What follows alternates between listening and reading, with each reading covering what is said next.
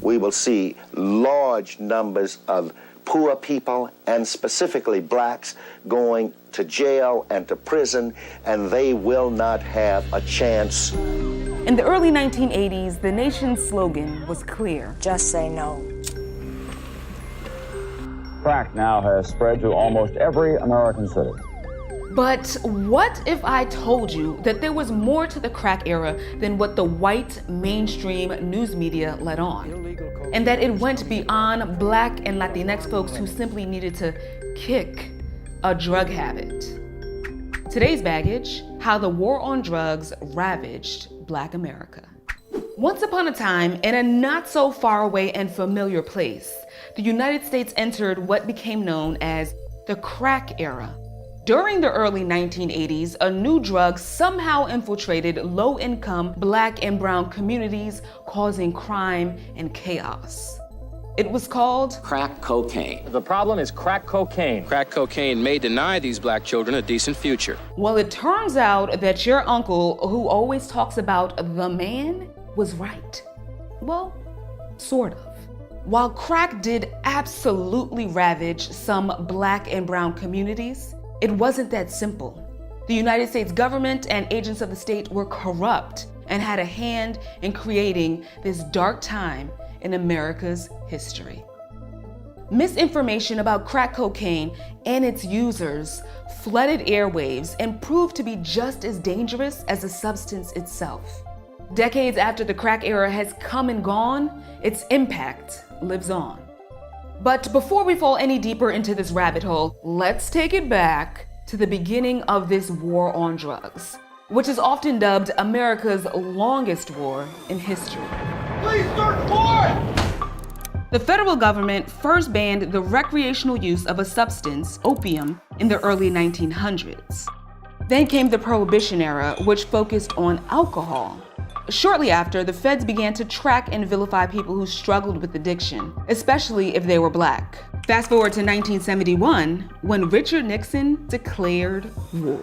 America's public enemy number one is drug abuse. 2 presidents later, Ronald Reagan not only carried on, but weaponized this anti-drug stance. Drugs are menacing our society. Though Reagan was the first president who promised to make America great again.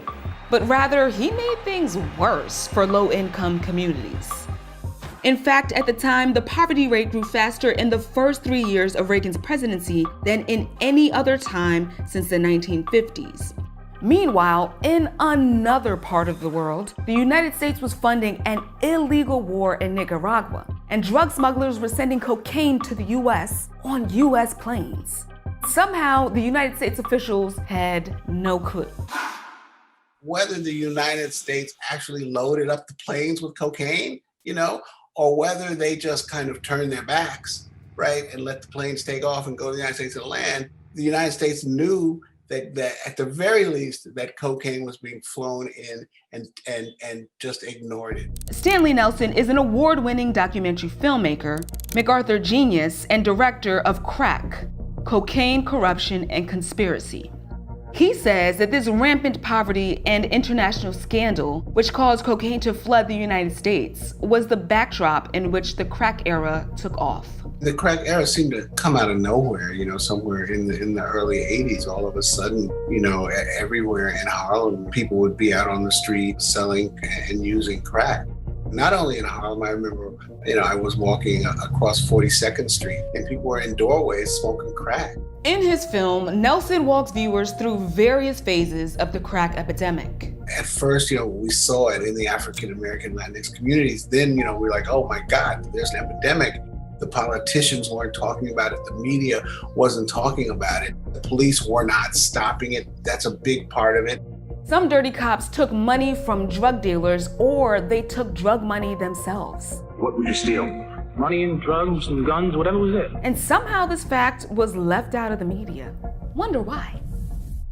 And then there was a shift. A local success story took a tragic turn this morning. Maryland basketball star Len Bias died after overdosing on cocaine 2 days after he was drafted to the Boston Celtics. was like a political wet dream, because now all politicians, Democrats, Republicans, everybody was talking about the scourge of crack and the evil dealers who are dealing crack. It was crazily overblown. And from the era emerged some dangerous myths about Black people. First of all, there was the crackhead, just had given up their lives to crack and, would do anything for crack. Then there was a crack mama. That was, basically Black women. This woman sold her baby for crack. And an equally damaging falsehood, the crack baby. Despite all the warnings, a growing number of babies are being born already addicted to cocaine. They'll spend the rest of their lives suffering for the lifestyle of their mothers. What would you do about pregnant women who use drugs and pass those drugs on to their babies? The media played a huge part in making the public feel that crack was really the real threat and that treatment wasn't the answer, but jail. And the federal government's response to the war on drugs was clear. Lock them up and throw away the key. They could come up with a new drug tomorrow, and we're gonna go out there and do the same thing we're doing today. We ain't gonna stop. While chemically, powder cocaine, which was often used by white people, and crack cocaine, which was more accessible and believed to be used by Black people, are practically the same, if you're caught using or selling either drug, the law says otherwise. During the crack era, the sentencing disparity was crazy. The rule was 100 to 1. So 5 grams of crack would land you with a 5-year mandatory minimum, but it would take 500 grams of cocaine to get the same sentence. Now, here's the kicker. Black people made up 82% of the folks convicted for federal crack and cocaine offenses, but only 30% of crack users. 62% of people convicted for crack offenses were low-level sellers or lookouts. Today, the number of Americans incarcerated for drug offenses went from 40,900 in 1980 to 443,200 in 2018. With over 2 million people locked up, which is a 500% increase over the last 40 years, 1 in 5 incarcerated people is locked up for a drug offense. And being convicted of a felony can impact your voting rights, access to loans, and ability to get a job, among other factors. To say that the war on drugs filled our prisons and changed the trajectory of hundreds of thousands of people's lives would not be inaccurate. And Nelson reminds us that the war on drugs also changed the way that we look at policing. The war on drugs was part of the fuel for local police to become militarized. And that's what we saw, over and over again in Ferguson and with the George Floyd protests, cops with body armor, and looking like something out of Star Wars. So that becomes part of our lives now.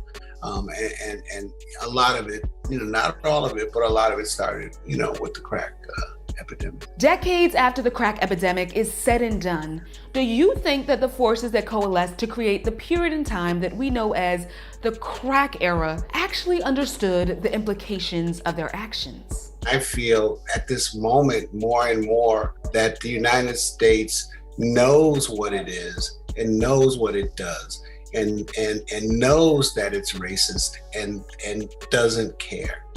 I don't want to give America a pass anymore. African Americans, Latinx, and progressive people have to start there and then push for change. The crack era vilified Black and Latinx people, and that's a fact. During this period in time, there was no solution other than jail. No consideration for how trauma and poverty could lead one to get involved with crack. No treatment for those who suffered from addiction. No discussion of a public health crisis, and certainly no empathy. While others may not remember this bleak period in time, we do. And Black America will never be the same. In today's edition of PETV News, we'll explore the devastating effects